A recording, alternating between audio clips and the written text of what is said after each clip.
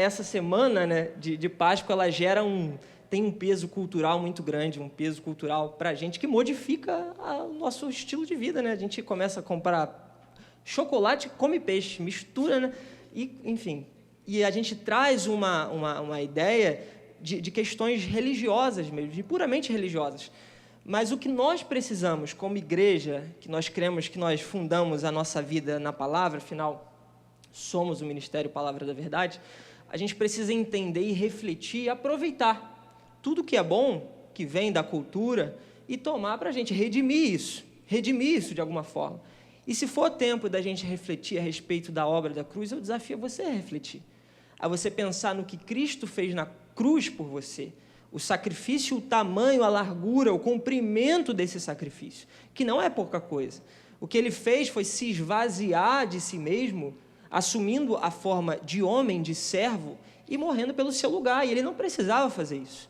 Ele não precisava, Deus não precisava entregar o seu filho e sacrificá-lo. 2, Jesus não precisava obedecer essa ordem e vir à terra e morrer pelo meu e pelo seu lugar, no nosso lugar, né? E ele não precisava morrer ainda mais pelos nossos pecados. Porque se tem uma doutrina que nós abraçamos é que ele não pecou. E se ele não tem pecado, ele não carece de sofrer a justiça que nós deveríamos sofrer.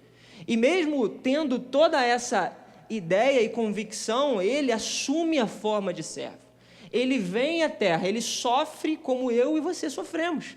Ele teve sangue como eu e você. Ele teve sensibilidades, emoções, sentimentos, problemas, dificuldades, teve que pegar dinheiro, gastar dinheiro, teve que trabalhar, teve que fazer toda a dinâmica da vida, que a gente sabe que é custosa, que a gente sabe que é difícil, mas ele fez e assumiu essa responsabilidade para morrer pelo meu e pelo seu pecado, substituindo a nossa posição, que deveria, na verdade, estar naquela cruz. Nós é que deveríamos morrer daquela forma humilhante, dolorosa, e sofrer o que ele sofreu na mão dos homens que se diziam sábios. E é sobre isso que eu quero falar com você, é sobre a cruz de Cristo. E para isso eu quero ler 1 Coríntios capítulo 1, verso 18, e falar sobre a mensagem da cruz, falar sobre a mensagem do Evangelho, que é figurada e tem o seu ápice de representação quando ele está pregado naquela cruz, e ele morre pelo meu e pelo seu pecado. Então, 1 Coríntios, capítulo 1, verso 18, o apóstolo Paulo, à igreja de Corinto, embolei aqui no nome, ele fala a respeito de muitas coisas, muitos problemas que aconteciam dentro daquela igreja, que a gente sabe que é normal de acontecer, os problemas da vida cristã, os problemas que nos seguem, nos perseguem por conta da nossa humanidade. E no início ele fala sobre as divisões na igreja. E eu quero ler com você a partir do verso 18, quando ele fala da sabedoria e fala do poder de Deus. E por meio de quem ou por meio do que essa sabedoria e o poder de Deus vem a nós. Verso 18, é esse o contexto. Ele diz o seguinte: pois a mensagem da cruz, ela é loucura para os que estão perecendo, mas para nós que estamos sendo salvos, é o poder de Deus. Verso 19, pois está escrito: destruirei a sabedoria dos sábios e rejeitarei a inteligência dos inteligentes. Verso 20, onde está o sábio? Onde está o erudito? Onde está o questionador dessa era? Acaso tornou Deus louca a sabedoria deste mundo? Visto que na sabedoria de Deus o mundo não o conheceu por meio da sabedoria humana, agradou a Deus salvar aqueles que creem por meio da loucura da pregação. Os judeus pedem sinais milagrosos e os gregos procuram sabedoria. Nós, porém, pregamos a Cristo crucificado, o qual de fato é escândalo para os judeus e loucura para os gentios. Mas para os que foram chamados, tanto judeus como gregos, Cristo é o poder de Deus e a sabedoria de Deus. Amém. Seja louvado o nome do Senhor. Então, Paulo está falando aqui sobre uma mensagem, sobre uma história, sobre uma narrativa, sobre um acontecimento. E ele está dizendo que aqueles que são sábios de acordo com os padrões do mundo, a sabedoria humana, aqueles que são sábios dentro dessa perspectiva da sabedoria humana, e ele falava para homens também que eram gregos, e o grego prezava muito pela sabedoria, mas também fala para os judeus que prezavam por uma religiosidade exagerada. Ele diz que a sabedoria desses homens que vem para dizer como Jesus deveria vir, na verdade, é uma loucura. Na verdade, a mensagem de Cristo na cruz é uma loucura para esses homens. É uma loucura escandalosa para aqueles homens da época. É por isso que Cristo foi rejeitado. Então, na verdade, eles acham que isso, o ator principal da história do Evangelho, da história da narrativa bíblica, ele veio salvar a humanidade, mas, na verdade, ele deveria viver de uma maneira tal que fosse honrosa, que fosse grandiosa, poderosa. Eles aguardavam com grande expectativa o Messias, ainda aguardam muitos, né? Mas eles aguardavam de determinada forma, de determinado jeito. E aí ele diz que essa mensagem, Paulo falando para esse povo, diz que essa mensagem é uma loucura, tanto para os judeus quanto para os gregos. Por quê? Porque vindo o homem, se fazendo servo, ele morreu da forma mais humilhante que ele poderia morrer. Ele sacrificou a sua vida pelo povo de uma maneira tão humilhante, tão vergonhosa, que ele morreu do lado de 2 ladrões, de 2 homens que eram totalmente o contrário da figura e da autoridade que ele tinha. Ele morreu de uma forma vergonhosa. E aqueles homens, absorvendo essa visão e essa ideia, consideram isso loucura. É por isso que Paulo fala, essa mensagem é loucura para os homens que fundamentam a sua vida numa sabedoria humana.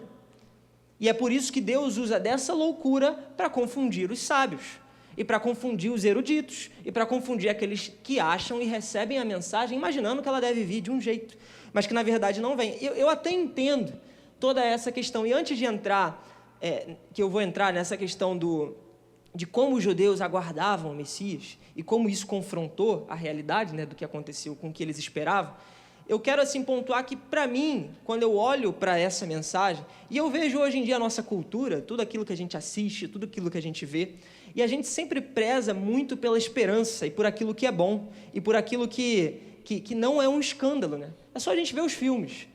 A gente vai assistir um filme e a gente não espera que o ator principal morra de forma vergonhosa e precipitadamente.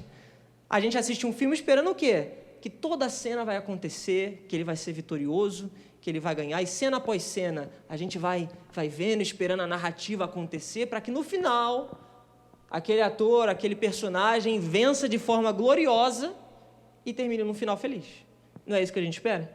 Eu não esperaria, por exemplo, de filmes, aí vamos pensar em filmes. 007, imagina, primeiro filme lá, é década de quê? 007? 70, né? Imagina se ele morre no primeiro filme. Não faz sentido. É muito mais bacana ele morrer no último, agora que foi lançado há pouco tempo. E aí tem toda uma história, toda uma narrativa, toda uma ideia. Missão Impossível. Tom Cruise, que não para de fazer filme. Imagina se ele morre no primeiro filme. Que graça tem? Top Gun, aquela coisa maravilhosa e tal. Teve o remake agora. E aí ele termina, a gente acha no final, já viram? A gente acha que ele vai morrer, aí aparece o outro lá e fala, pá, salvei vocês e tal. E todo mundo feliz, aquela coisa americana, coisa linda, patriótica. A gente espera isso. E aí a gente vai ver, e uma coisa mais recente, aqui pegando os jovens também, a gente vê como é que é o nome, gente? Vingadores, aquela coisa maravilhosa. Imagina se o Homem de Ferro morre lá no primeiro filme, em 2009. Ele morre aqui no último. Quem assistiu sabe. Ele morre no último de uma maneira maravilhosa. Por quê? Porque tem que matar o personagem para acabar a história também, né? Senão não segue.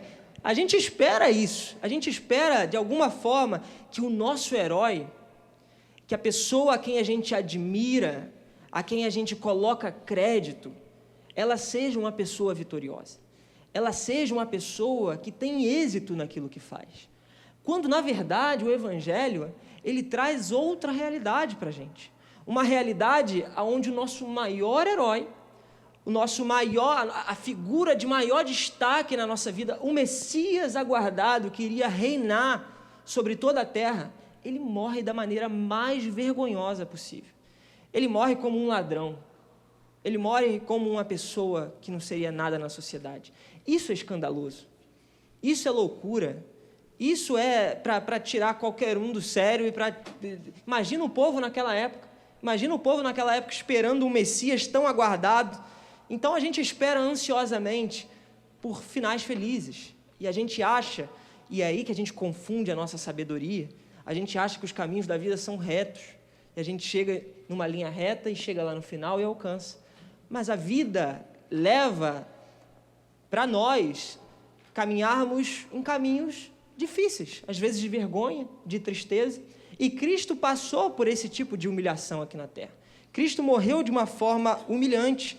Então, a gente tem que os judeus receberam mal essa realidade, que os gregos receberam mal essa realidade, e que muitos continuam a receber mal essa realidade. É por isso que isso é loucura para a sabedoria humana. No entanto, essa narrativa que nós conhecemos, que nós comemoramos na Páscoa e refletimos sobre ela, ela é a maior e melhor narrativa já criada nessa terra. E a gente conhece a história bíblica de ponta a ponta e vê que tudo está conectado a uma realidade, e a cruz, ela não foi um erro de percurso, ela não foi um erro no meio do caminho. Deus não errou quando Jesus foi colocado naquele madeiro para morrer de forma vergonhosa. Existia um propósito, tudo foi criado, toda a narrativa bíblica aponta para o Cristo crucificado, aponta para o Cristo que morreu de forma vergonhosa, e nós somos seguidores desse homem que morreu de forma vergonhosa. É por isso que os homens lá na cruz, quando ele estava morto, eles ainda aguardavam e falavam, vamos ver se ele se salva, porque ainda aguardavam alguma coisa. Talvez ele invoque o nome do Senhor e saia dali vivo e triunfe do jeito que a gente espera. E os homens esperavam isso, mas Deus permaneceu calado. Jesus permaneceu calado naquele madeiro. E aí ele entrega o seu Espírito a Deus, e nós somos beneficiados. E nós somos alcançados por essa graça. Então, isso e essa mensagem é uma inversão totalmente, é uma inversão ao que nós, como seres humanos, esperamos. É uma inversão da narrativa. A gente acha que aquele que se dá bem é melhor, quando na verdade é aquele que sai no prejuízo que se sai melhor. A gente acha que aquele que tira vantagem é que se dá bem, mas aquele que sai no prejuízo, na verdade, é que se dá bem. A gente acha que aquele que revida o tapa no rosto é aquele que é o homem, é aquele que se colocou, se impôs, mas na verdade é aquele que dá a outra face. A gente acha que aquele que na verdade só faz o que é necessário como ser humano, como a lógica humana diz, é que sai na vantagem, mas é o contrário. O tempo todo Jesus apontando para uma inversão de valores. Por isso, em Romanos capítulo 12, verso 2, Paulo fala, renovem a mente de vocês. Renovem a mente de vocês. É 12:2, né? 12:2, né? Renovem a mente de vocês, para que vocês tenham a mente de Cristo e possam experimentar a boa, perfeita e agradável vontade de Deus. Porque se a gente segue os rumos do que o mundo diz como vantagem, o mundo diz como correto, a gente sempre vai seguir naquela linha reta que a gente acha que tem que seguir. Mas quando na verdade o Senhor Jesus nos propõe uma outra narrativa, de tomar a cruz dele e segui-lo, para que lá no dia onde nós seremos resgatados, nós possamos trocar essa cruz por uma coroa.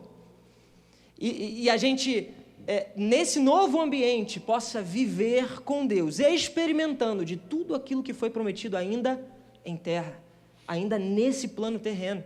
Então, o que é difícil aceitar para esse povo que recebeu a mensagem do Evangelho, é a descrição do perfil de Jesus, né?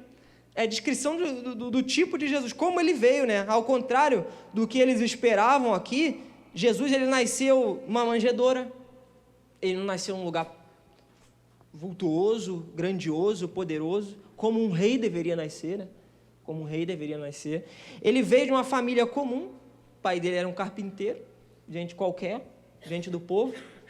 Ele, na verdade, não se tornou um grande líder como eles esperavam, ou seja, tomou uma posição de liderança, tomou uma posição de conversar com os grandes sumos sacerdotes, com os governadores, fazendo aquela questão institucional. Ele não fez isso, ele não queria um trono humano, não queria, tanto que quando ele falava sobre isso o tempo todo, eu lembro de Pilatos indagando ele, falando com ele, quem é você? Você é o rei dos judeus? O que ele responde? Meu querido, eu não sei se você entendeu ainda, eu vou fazer uma releitura aqui. Não sei se você já entendeu, mas eu não tenho um reino nesse mundo. O meu reino não é desse mundo. Eu preciso que você entenda isso, assim como eu também preciso entender. O reino de Jesus não é desse mundo. Ele é um rei, e aí ele fala, né? Ele continua no texto lá, quando Pilatos indaga ele, ele responde, o meu reino não é desse mundo, ele diz, mas se fosse, o Senhor enviaria aqui um monte de anjos e um exército todo para me salvar, você não tenha dúvida disso. E o tempo todo ele questiona isso, ele fala, meu reino não é deste mundo, mas os homens esperavam que ele tomasse o lugar de César e reinasse como rei dos judeus.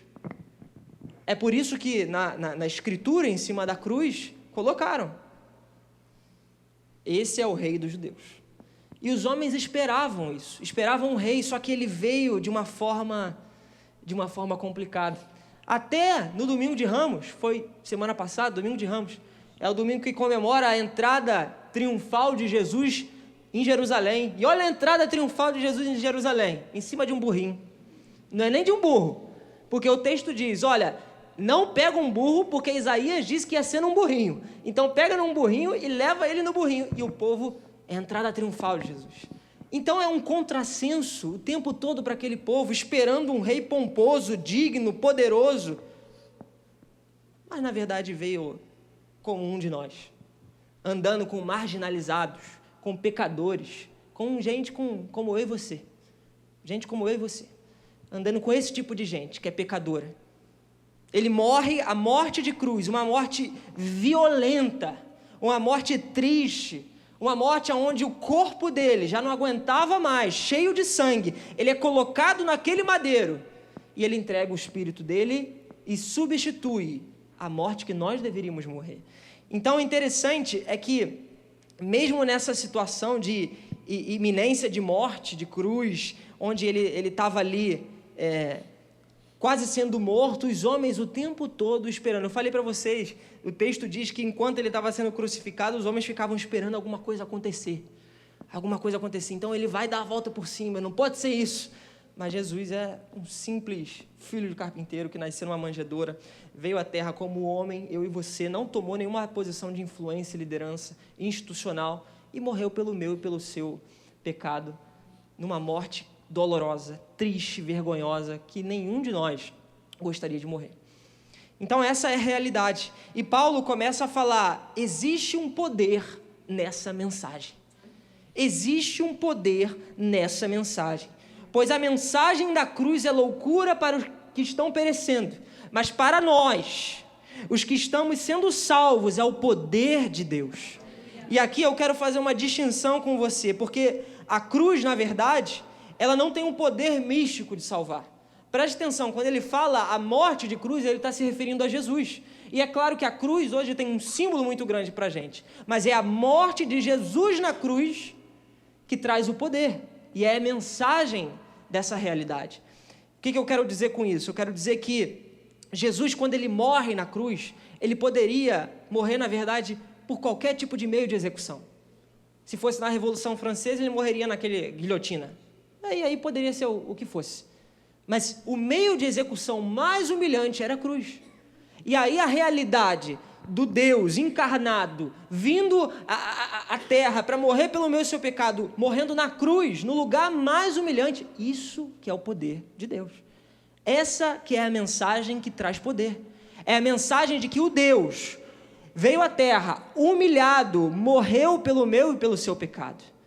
Não mudaria o meio da execução, os efeitos, é isso que eu estou querendo dizer. Então a gente traz essa ideia de misticismo muitas vezes, mas não existe. O que existe é a realidade daquele Deus poderoso, grandioso, como diz Filipenses, esvaziou-se a si mesmo, assumindo a forma de servo e veio morrer pelo meu e pelo seu pecado. Essa é a mensagem poderosa da cruz, que traz edificação para o corpo de Cristo, que traz esperança, que nos conduz ao serviço, que nos conduz ao amor, que nos conduz à rejeição ao pecado, à aversão a todo tipo de qualquer pecado. É a mensagem de Cristo naquele madeiro, naquele lugar, morrendo a minha e a sua morte, que nos traz poder, que nos traz graça, que nos traz sabedoria, que nos traz o escândalo do Evangelho e nos coloca na nossa realidade de filhos, servos e futuramente co-herdeiros com Cristo.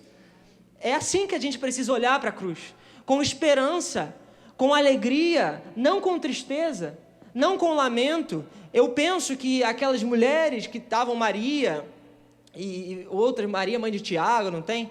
Eu esqueci os nomes, mas elas estavam ali naquela realidade, e aí elas saíram. Eu imagino o sábado, a gente estava falando dos pilares da Páscoa, né? Eu estava conversando com o pessoal que a gente estava fazendo o vídeo, eu imagino o sábado como foi.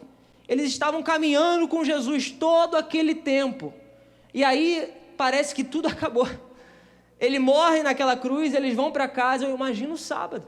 É o sábado do luto, do lamento, da tristeza, onde eles imaginavam que o corpo de Jesus, na verdade, estava se decompondo, estava se passando, e ele só passava de um ser humano qualquer.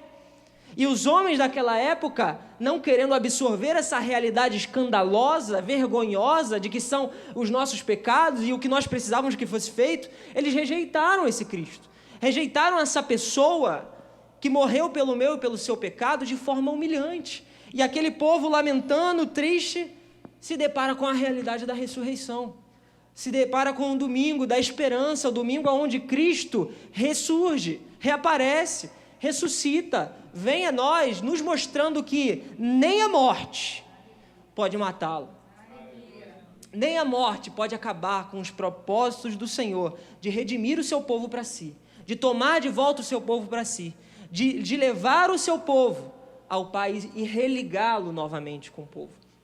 Então, o que a gente precisa entender dessa realidade é essa humilhação, a humilhação que a cruz traz para nós. Eu quero ler com você esse texto que eu citei de Filipenses, capítulo 2, verso 8, Filipenses 2, 8, que retrata exatamente isso, que diz o seguinte. Paulo fala um pouco antes, Filipenses 2, 8, ele diz: seja a atitude de vocês a mesma de Cristo Jesus.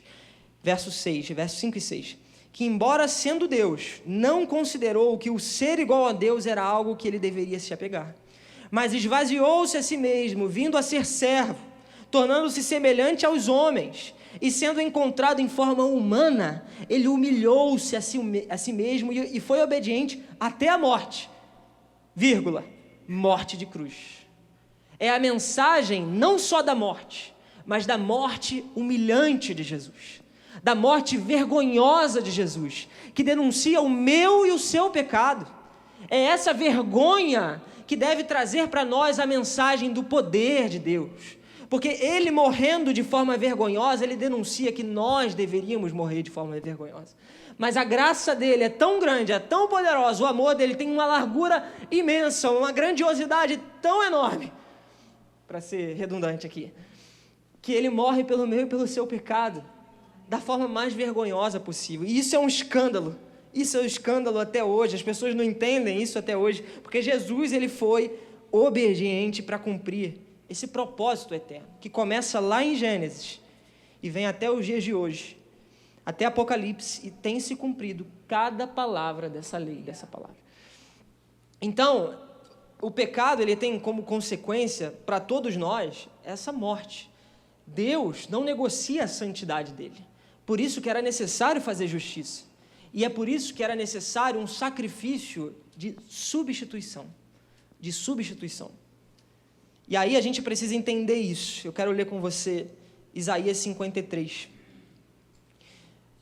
Dos profetas, Isaías é um dos mais que a gente pode chamar messiânicos. Isso quer dizer, um dos que mais apontam ou falam do Messias que haveria de vir.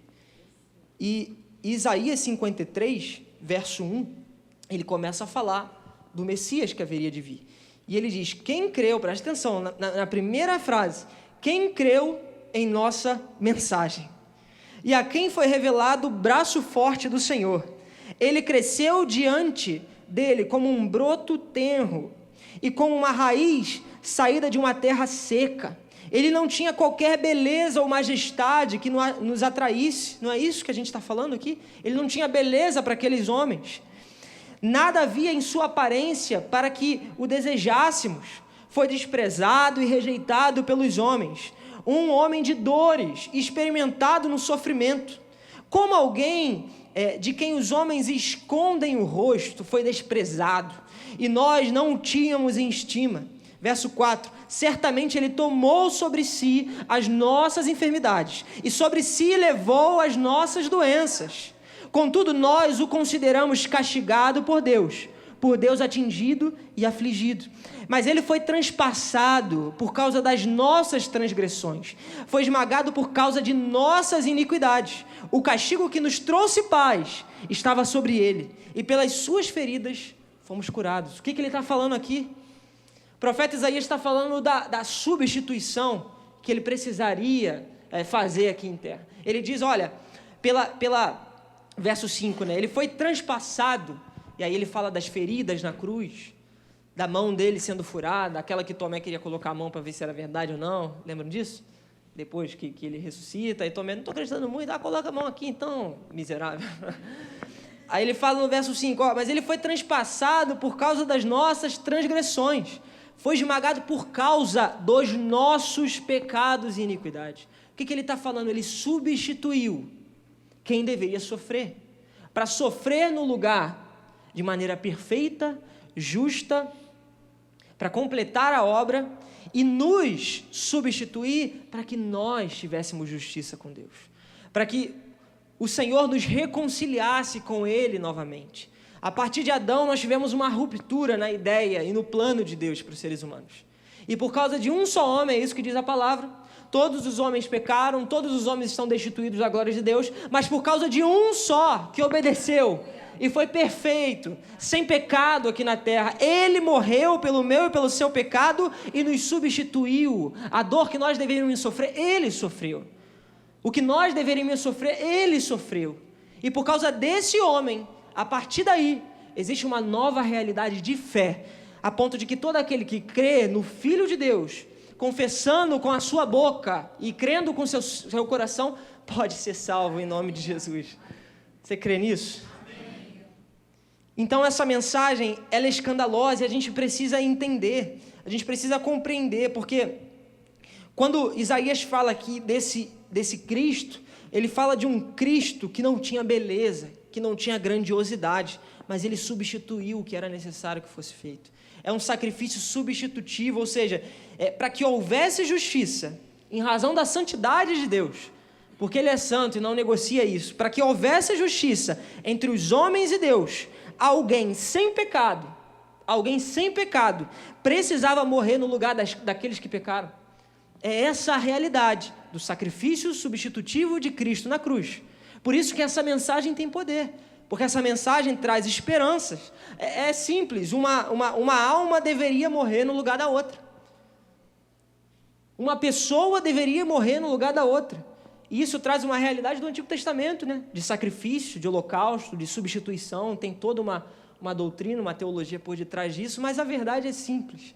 A verdade é que ele precisava morrer no madeiro por conta da nossa inconsequência, por conta do nosso pecado, da nossa permanência no pecado.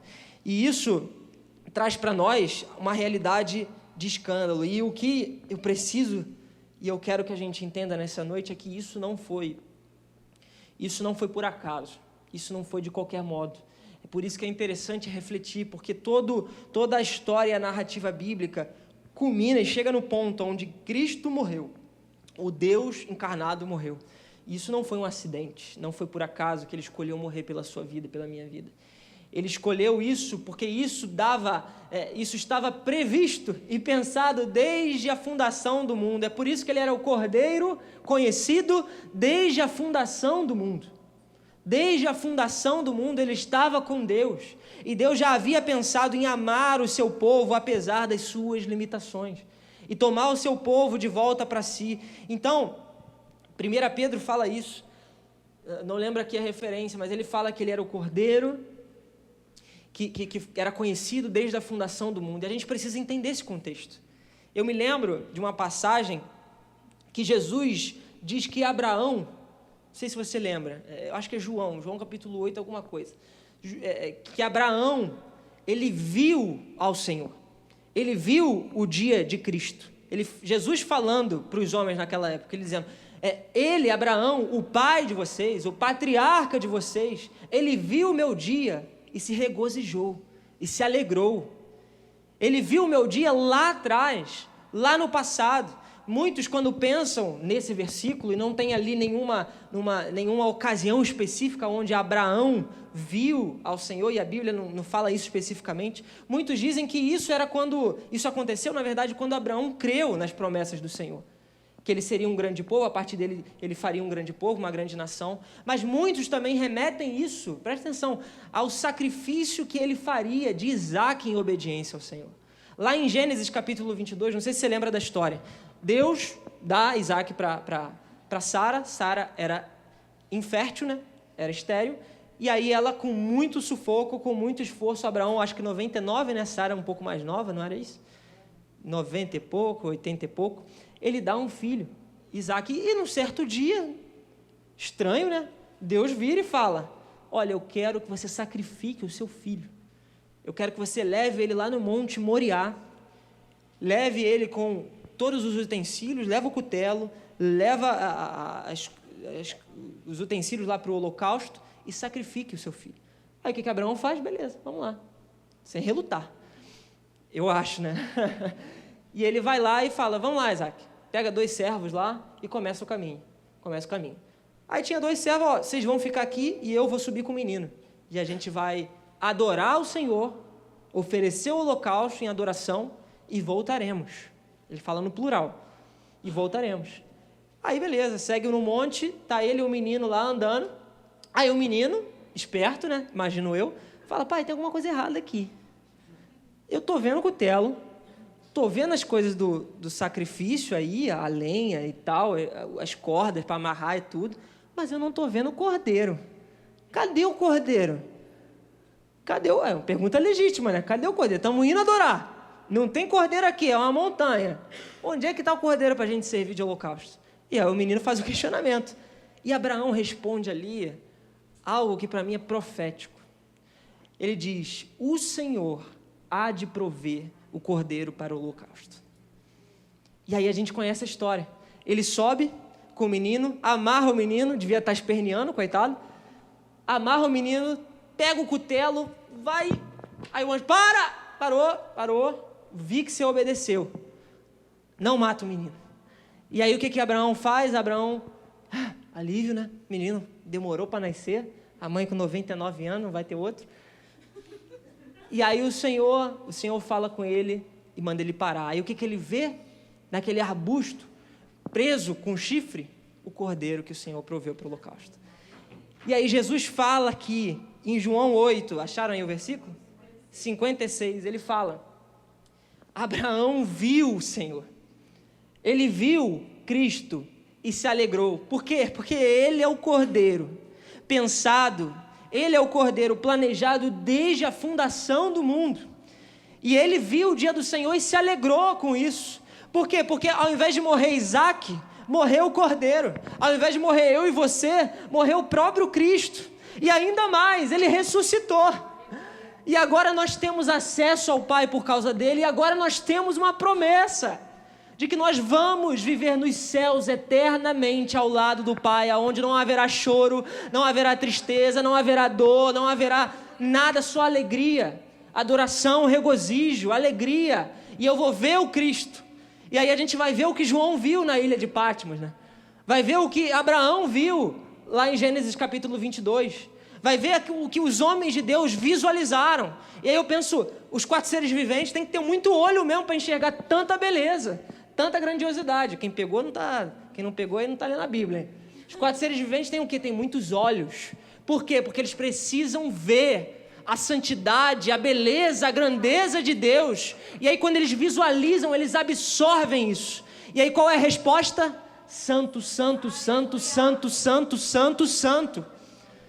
E aí a gente vai ver essa realidade, e aí a gente vai ver como Abraão viu a alegria da nossa salvação. Quando Davi lá no Salmo 51, ele peca com Batseba, ele diz ao Senhor, Senhor, devolve para mim, me renova com a minha alegria, eu preciso ver renovada em mim a alegria da salvação.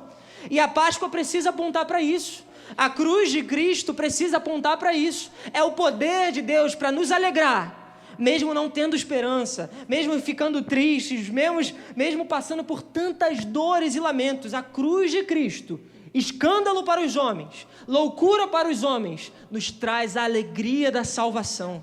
É o poder de Deus. É o poder de Deus sobre nós. E isso tudo vem a partir da fé. Eu visualizo isso a partir da fé. É por isso que Abraão foi justificado. Pelo quê? Pela fé dele. Abraão creu, e isso lhe foi creditado como justiça.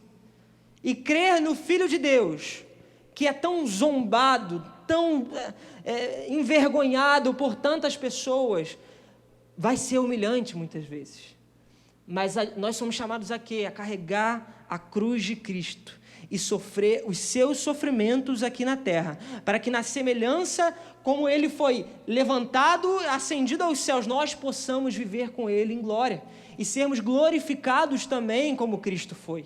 Então eu sofro, eu passo por todo tipo de perseguição, todo tipo de tristeza, mas eu creio no sacrifício que substituiu o meu pecado, e agora eu tenho uma esperança, eu tenho uma nova vida, eu tenho uma nova realidade. Eu não me apego mais às coisas do passado, mas me esquecendo delas, eu prossigo adiante, no caminho da salvação, no caminho da graça. Então, o Antigo Testamento todo tem uma realidade, uma conotação para olhar para Cristo.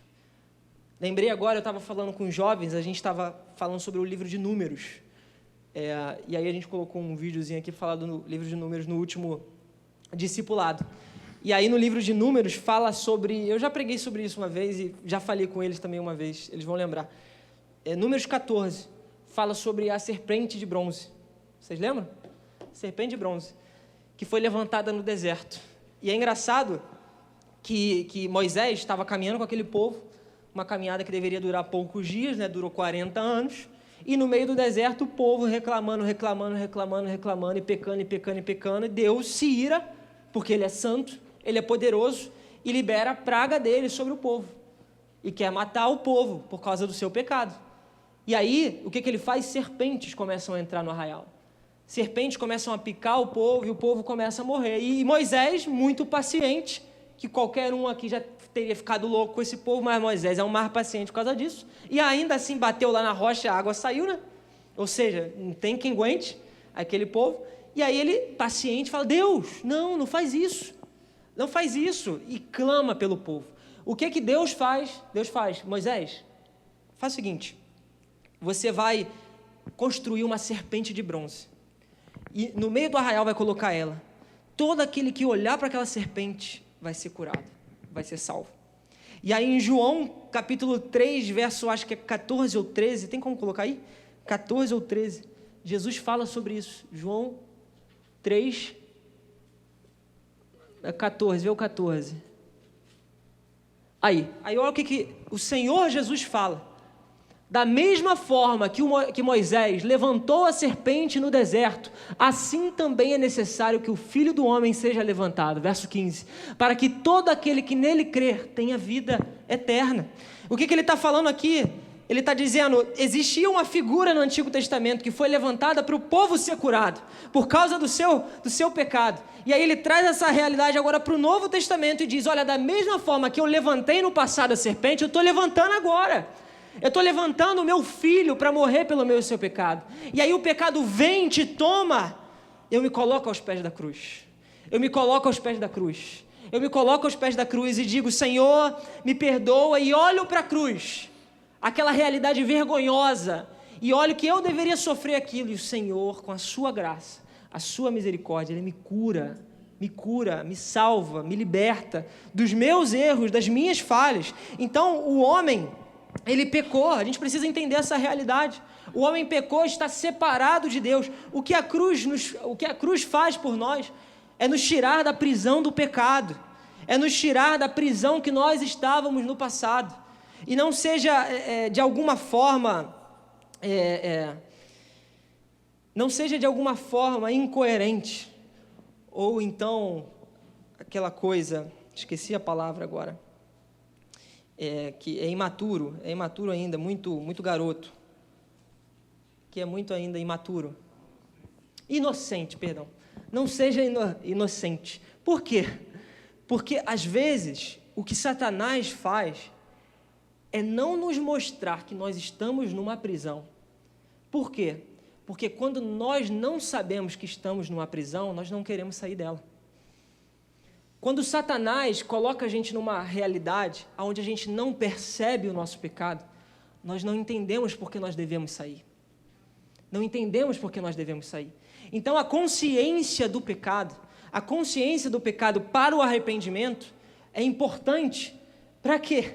Para que a gente conheça a nossa realidade humana. Não negligencie, não seja inocente nesse sentido.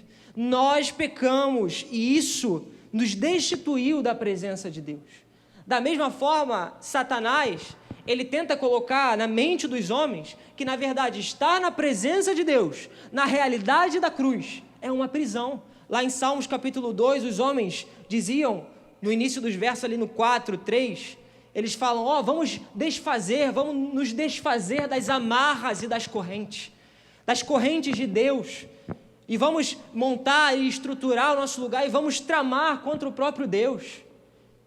Eles enxergam, profetizando Davi aqui, falando que os homens enxergam a presença de Deus, o lugar onde Deus habita, como uma prisão. E Satanás tenta fazer isso, a ponto de que a gente se sente preso pela religiosidade, talvez, pela falsa sensação de que nós estamos no caminho certo, mas não estamos. E ele nos coloca nessa posição da gente se sentir preso. E aí os homens começam a dizer, desfaçamos as correntes que nos aprisionam a Deus. E aí o que acontece na sequência do Salmo? O Senhor se põe a rir desses homens. Se põe a rir, caçoar deles, é isso que diz o texto. Por quê?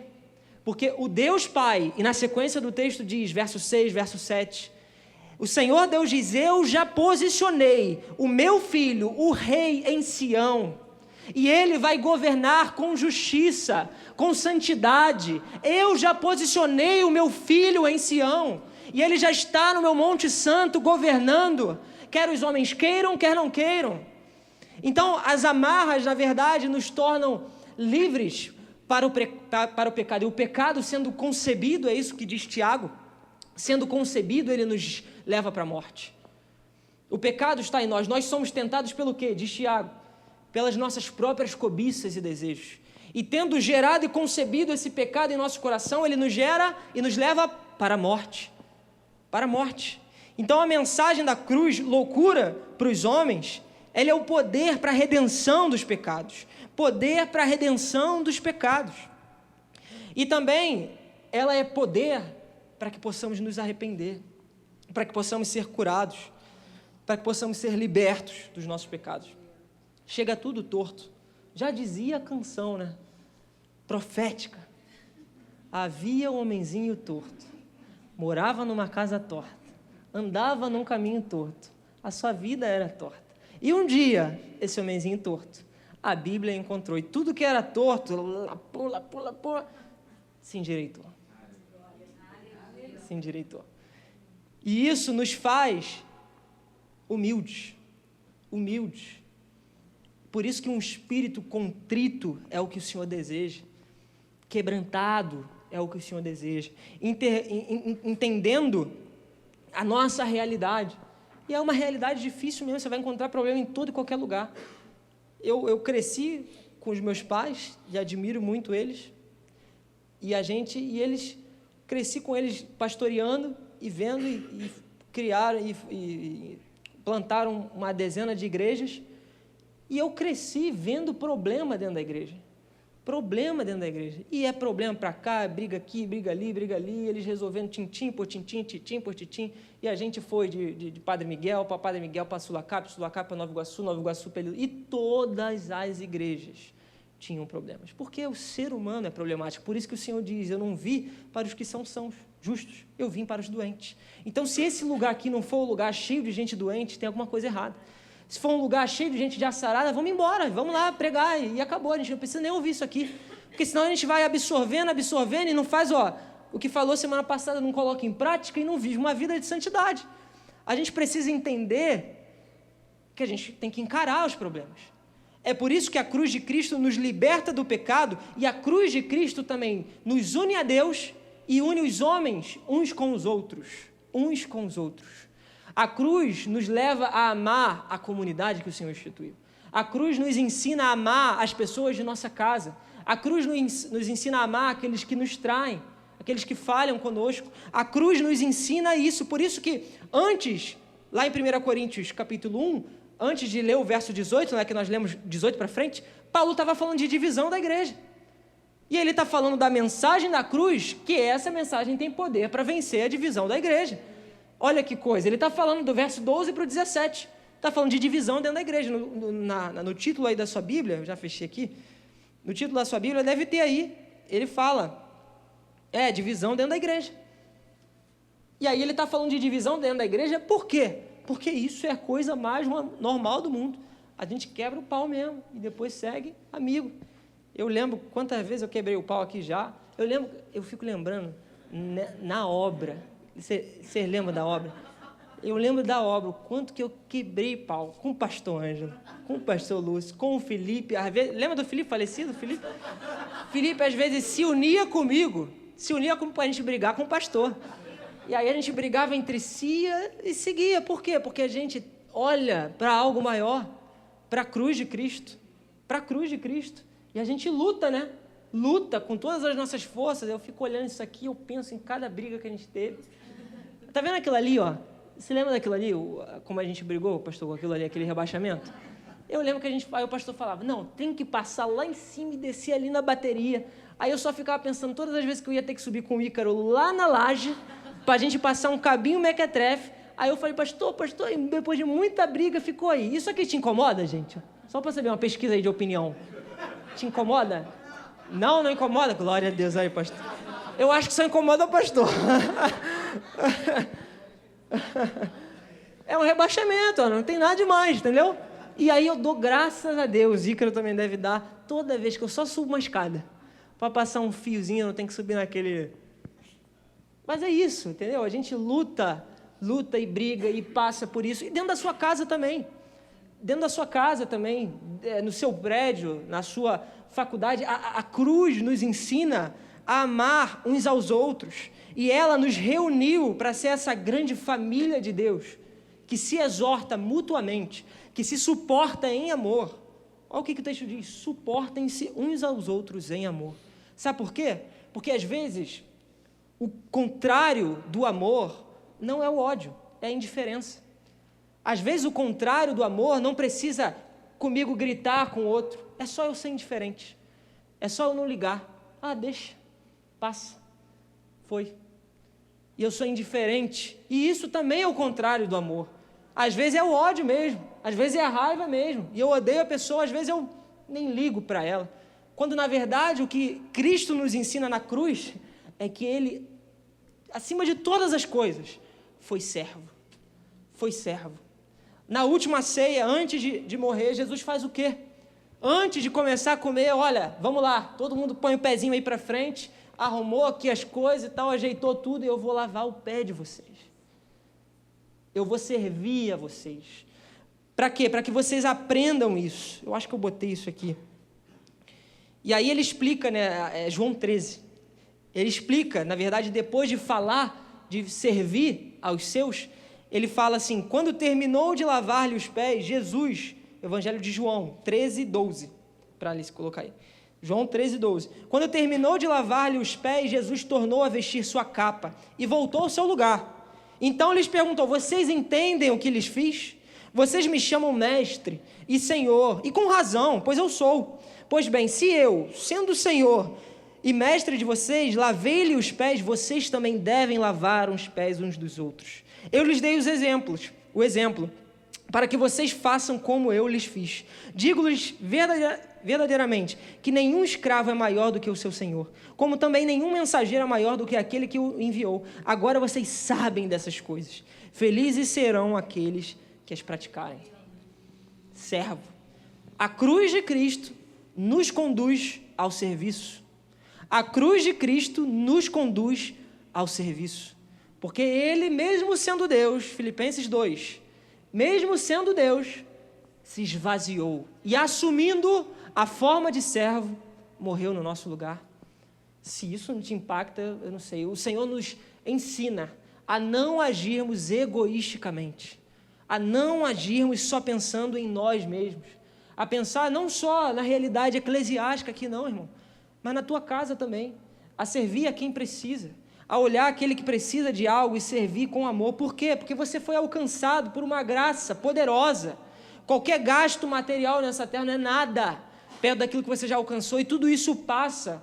A traça e a ferrugem vai corroer tudo, vai tomar tudo, e quando você for e estiver morto, acabou. O que vai ter sobrado? Nada. O Senhor nos ensina a servir através da sua cruz, através da sua morte, e Ele nos conduz a esse serviço. Então, a gente precisa rever o nosso ponto de humilhação, né? A gente precisa entender até que ponto a gente precisa se humilhar e se entregar à vida das pessoas, a servir uns aos outros em amor. Por isso que o maior mandamento é amar a Deus e amar o próximo como a si mesmo, porque ele pressupõe que nós temos um desejo de agradar a nós mesmos. E ele falou, da mesma forma que você se ama, que você cuida do que é seu, cuida também do que é do próximo, cuida também do que é do outro, porque eu cuidei do que é seu. Eu cuidei do que você precisava, eu morri a morte que você precisava morrer, eu fiz no seu lugar.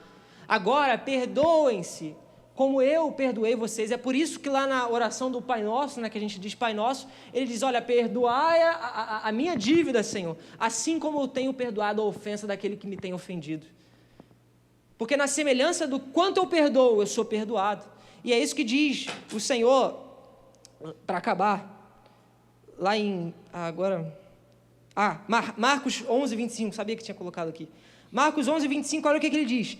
E quando estiverem orando, se tiverem alguma coisa contra alguém, perdoem-no, para que também o Pai Celestial perdoe os seus pecados. Mas se vocês não perdoarem, também o Pai que está nos céus não perdoará os seus pecados. Eu lembro da parábola do credor incompassivo. Ele foi perdoado de uma grande dívida pelo seu senhor, diz um preço lá, um valor que era gigantesco. Eu lembro que uma vez eu estudando, era bilhões de reais convertido para o atual. E ele é perdoado, ele vai embora feliz. Vai embora feliz, o seu senhor perdoou ele.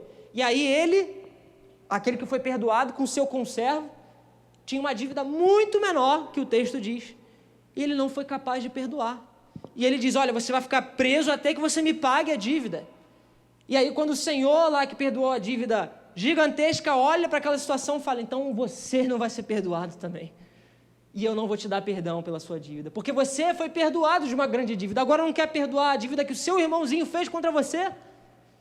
Olha que coisa. E aí nós vemos essa realidade acontecendo o tempo todo. Eu olho para os meus pecados e tenho vergonha deles, e tenho que assumir eles a Deus. Quando eu olho para o meu irmão, eu não consigo enxergar o tamanho do perdão que eu tive, o perdão do Senhor de um pecado que eu olharia para qualquer pessoa, se eu soubesse, falava, essa pessoa não tem jeito. A gente precisa olhar para nós mesmos, para a nossa realidade, é a consciência do pecado, é a noção do pecado. Aquele que se humilha será levantado. Por quê? Porque o Senhor renova a salvação, retira do lamaçal do pecado e leva para uma nova realidade de vida com Deus, A gente precisa enxergar no outro também um espelho daquilo que a gente faz.